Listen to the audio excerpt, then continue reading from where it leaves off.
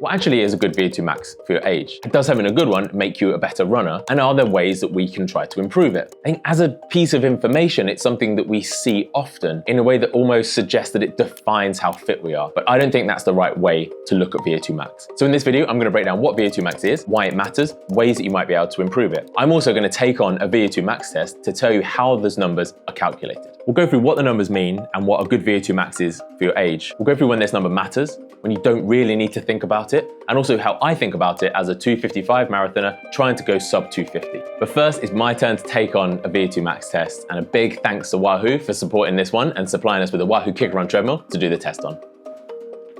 So VO2 max is basically your body's maximum rate of oxygen consumption during exercise. Think of it as your engine size. A bigger engine could be useful, but it doesn't tell you how efficiently you drive, how long you can hold faster speeds for, or how well you can recover. But we're going to cover all of that later on, don't worry. If you've got a running watch, you've probably got a good idea of what your VO2 max is. And running watches are usually pretty accurate. But in the name of science, I am going to suffer and go through my own VO2 max test with Gary from Sports Test. I'm hoping for a number that's about 60, so let's see how this goes. My test started with 10 minutes at an easy pace, which for me was 10 kilometers per hour. Then every minute, the pace increased by half a kilometer per hour. So it went 10.5, then 11, then 11.5 kilometers per hour until I couldn't run anymore. Here we go. You all happy? Good man. It starts easy, although it's definitely unusual running with a mask on like this. So this is now 15k an hour, which is 20-minute park run pace. This now is 2:48 marathon pace. But the challenge is going to your absolute limit and pushing as hard as you can for as long as you can to make sure that you're truly hitting your VO2 max. 3, 2, 1, here we go. Perfect stuff, thank you. This is my first VO2 max test, but I've run a lot on the Wahoo Kicker Run in training, and I really like how it has these super smooth paddles to change the speed, which is so much easier than pushing buttons. It means I can keep a much steady rhythm as I get faster. Aerobically, I feel good. Good. But the pace Yep. is inclusive to something that is Okay. uncomfortable. And I also ended up running some of the fastest paces I've ever run on a treadmill during this test. 2, 1, here we go.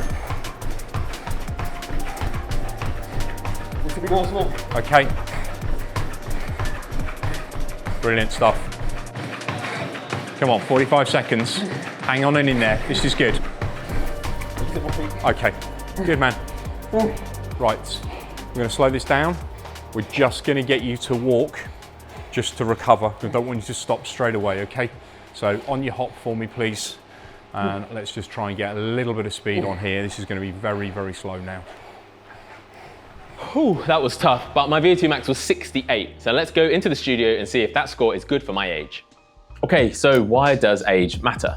So VO2 max naturally declines with age, and it might be 5 to 10% per decade. But by training, we can actually slow down that decline. This matters because there's really good research that says if you have a good VO2 max for your age, you have a lower risk of all-cause mortality. And it's never too late to actually train to improve your VO2 max. So if you're searching for what is a good VO2 max for my age, you're kind of asking the question, how much fitness is there that I can potentially still unlock? So here are the stats so you can see where you sit. So I'm 41 and my VO2 max is 68, which is a number I'm quite surprised by actually, but then I do train very regularly and I've been training consistently for quite a long time. I think the caveat here is that these numbers are based on the general population and not on runners. And one thing that we do tend to see is that because runners are naturally active, we tend to have a higher VO2 max. This is good as a rough guide, but there are so many more other variables that we need to be considering. While your VO2 max is a great indicator of fitness potential, it doesn't tell you how fast you can run, it doesn't tell you how long you can sustain fast paces for, and it doesn't tell you how well you can recover. So let's address all of those now. First of all, VO2 max is the maximum volume of oxygen that your body can utilize during exercise. It's measured as the milliliters of oxygen per minute per kilogram of body weight. Elite runners can have VO2 max scores in the 70s or 80s. And that's high, but actually what's more relevant is how high a percentage they can work of their VO2 max. And that's what matters more to them. Most people could only sustain 100% of their VO2 max when running for a couple of minutes at most. It just gets too hard. But elite runners, particularly like marathon runners, could hold 90% of their VO2 max for up to 2 hours.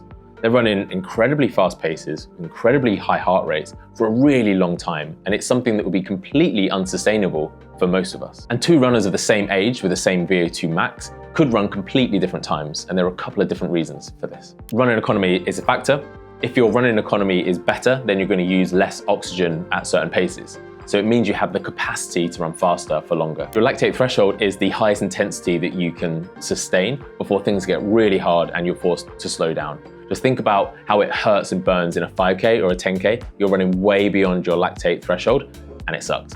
There's also what's called VO2 Max, which is the speed you're running at when you're working at your VO2 Max. And all of these things are interconnected.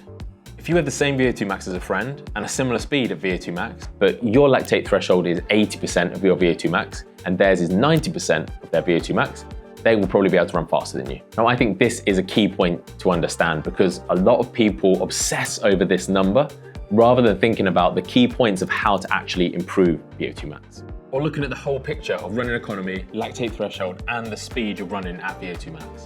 Consistency, lots of easy miles, some structured intensity, and good recovery all factor into the equation. So if you're looking to improve your VO2 Max, then here are some tips.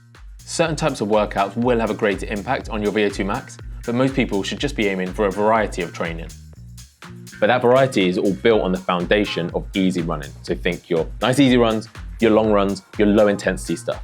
On top of that, you're adding in your intensity. So you're adding in tempo runs, threshold runs, intervals, and all of that is going to boost your fitness. And this part is crucial because for most people, improving fitness will improve VO2 max, and maybe even better, improve the speed you're running when you hit VO2 max. At my own training, I'm doing 6 runs a week. It's mostly easy runs, 3 or 4 of those days. Then it's either going to be 2 workouts and 1 easy long run, or it's going to be 1 workout and 1 long run with some intensity in it. I'm also adding in things like strength training because that can improve my running economy and that's also going to help with my VO2 max. I also have to really prioritize my recovery, things like sleep and nutrition and just getting the overall balance in my training. I'm not going to do 2 workouts then a long run on 3 days back to back. That's really important for me to make sure that I'm ready to train again the next day without overdoing it. Also, you wouldn't expect to run a 5K PB every day of the year, so you shouldn't expect your VO2 max to be high all year round. As you go through training cycles and you get fitter, your VO2 max is naturally going to go up. As you come to the end of that cycle and drop down into more of a recovery period, your VO2 max might go down again. And you really shouldn't worry about that because the next time you start training again and you get fitter, VO2 max goes back up.